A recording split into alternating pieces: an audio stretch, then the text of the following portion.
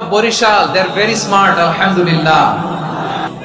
বিশেষ দুটি কারণে বরিশাল বিভাগের প্রতি আমার আলাদা একটা ভালো লাগা। এর কারণ এই অঞ্চলে আলেম ওলামা বেশি, ঠিক কিনা বলেন? আজকের এই প্রোগ্রামে অনেক কওমি মাদ্রাসার মুহতামিম সাহেবরা এসেছেন, আমি শুনেছি।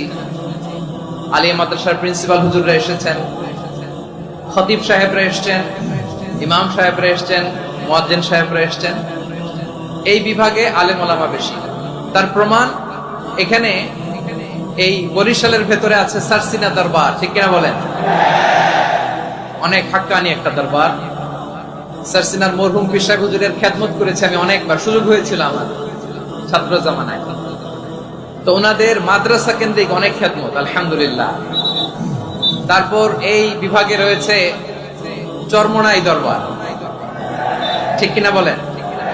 ওনাদেরও বিশাল মাদ্রাসা, ধর্মীয় অঙ্গনে, মাদ্রাসা অঙ্গনে, রাজনৈতিক অঙ্গনে ওনাদের অনেক খেদমত। তারপরে এখানে আছে ঝালকাঠি এনএস কামিল মাদ্রাসা।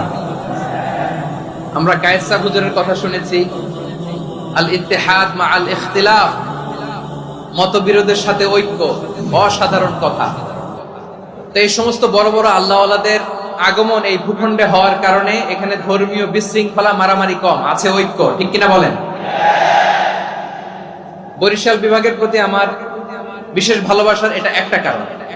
দুই নম্বর কারণ হচ্ছে, আমি ঢাকাতে যে মাদ্রাসায় পড়াশোনা করেছি, দারুন নাজাত সিদ্দিকিয়া কামিল মাদ্রাসা, আমার মাদ্রাসার শিক্ষক মন্ডলীর অধিকাংশ হচ্ছে এই বরিশালের, আলহামদুলিল্লাহ।